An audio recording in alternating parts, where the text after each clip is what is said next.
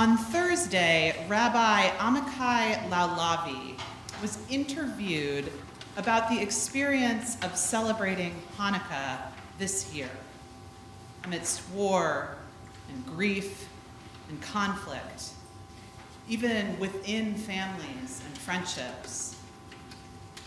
He said, quote, "We light candles on Hanukkah as a human act of resilience, to pause and get lost in the flames for only a few minutes, so that we are not in this time, but that we are in mythic time. We are in the big time. The arc of history is long. I believe the arc of justice is bending where we want it to bend, toward justice for all. But it is long, and right now we feel small.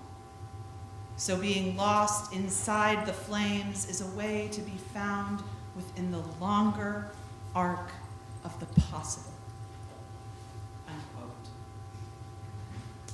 Rabbi Lau-Lavie's beautiful words really grabbed me, because this practice, this experience of reorienting ourselves in time, even just for a moment, is what I really love about the season of Advent.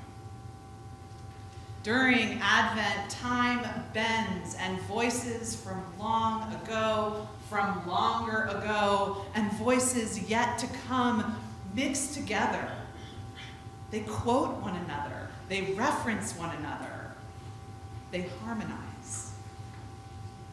This morning, Mary sings, "He has cast down the mighty from their thrones and has lifted up the lowly. He has filled the hungry with good things, and the rich he has sent away empty." Mary is mixing and matching her words with a still more ancient voice from the book of Samuel, the voice of Hannah, his mother, who sings, "The bows of the mighty are broken, but the feeble gird on strength. Those who were full have hired themselves out for bread. Those who were hungry are fat with spoil." And this morning, John the Baptist announces, "I am the voice of one crying out in the wilderness, make straight the way of the Lord." John is mixing and matching his words with the voice of a still more ancient prophet, Isaiah, who says, "A voice cries out in the wilderness, prepare the way of the Lord. Make straight in the desert a highway for our God." Mary and John are allowing time to stretch behind them and before them, to mix together and to bend. Mary and John are allowing themselves to enter into mythic, big time. And they're inviting us to do the same. Entering into mythic, big time is what allows us in this season to await the coming, future, promised birth of the Christ child, an event that happened over 2,000 years ago.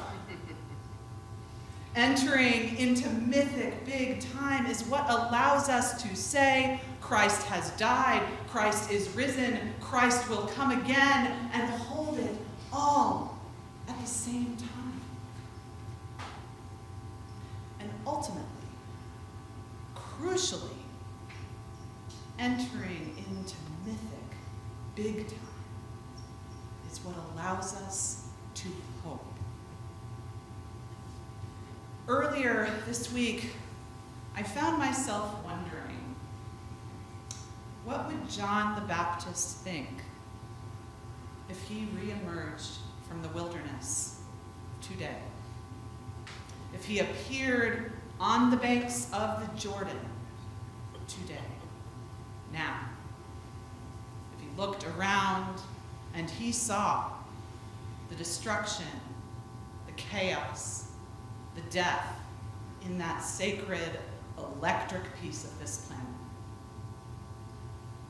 And I asked myself, out loud, really did, would this break John the Baptist?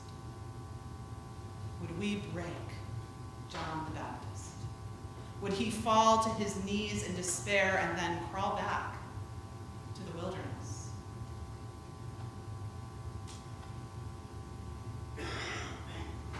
I don't think so.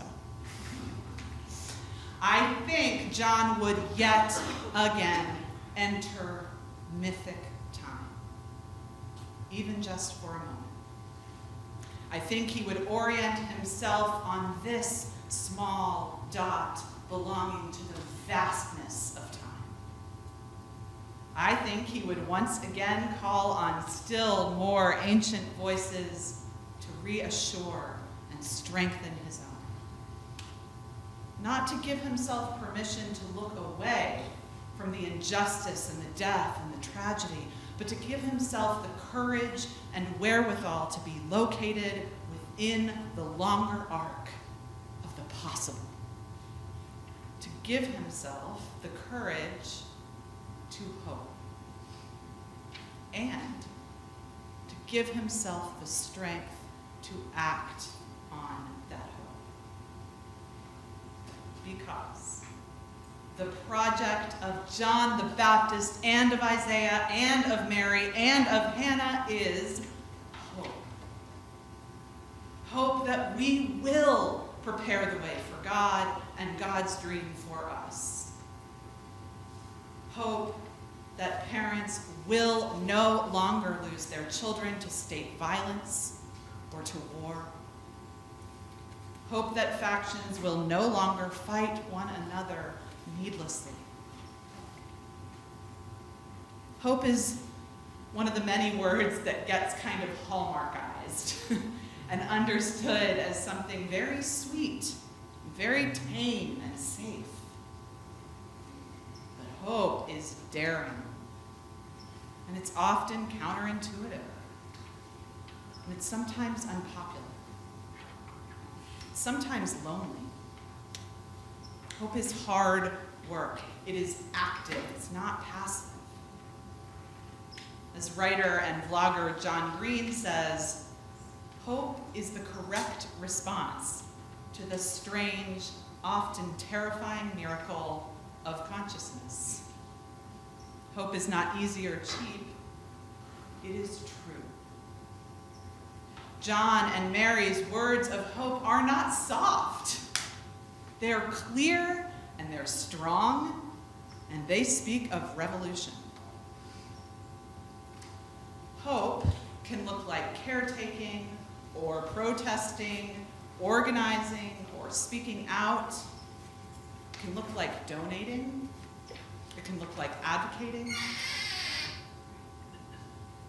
Hope is seeing a new heaven and a new earth before us.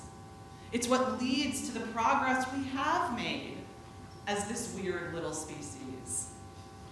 To things like the development of antibiotics and vaccines, to the daily acts of fierce human generosity and kindness. Hope is daring to believe in the longer arc of the possible and to act on it. To believe in the vision that Hannah and Mary sing about, that Isaiah and John call us to prepare for. This is a hard year indeed, to be anticipating and celebrating an event that took place in a West Bank town. But I don't think that means we should blow out the candles and shut off the lights, though some are, and that's okay.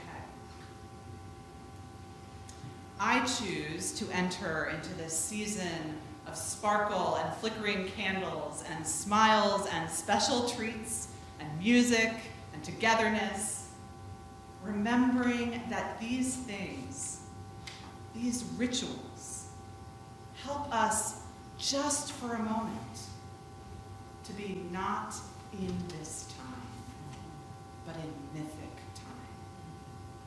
They help us orient ourselves on a vast storyline and to be found there within the longer arc of the possible.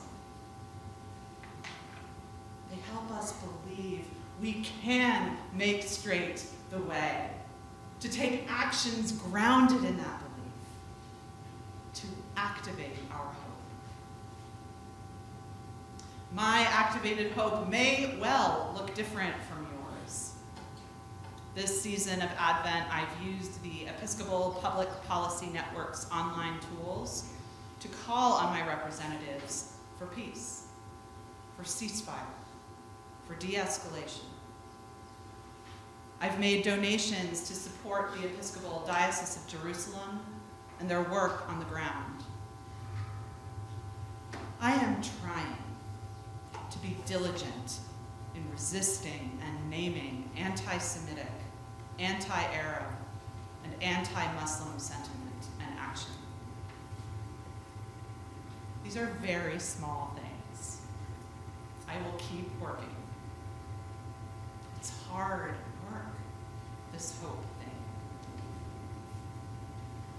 So on this Joy Sunday, I want to say, please allow yourself this season to get lost in the flame, if that feels right to you. Please allow yourself in these sparkly moments to be not in this time, but in mythic time. Please allow yourself to be found within the longer arc of the possible. Please allow yourselves to hope.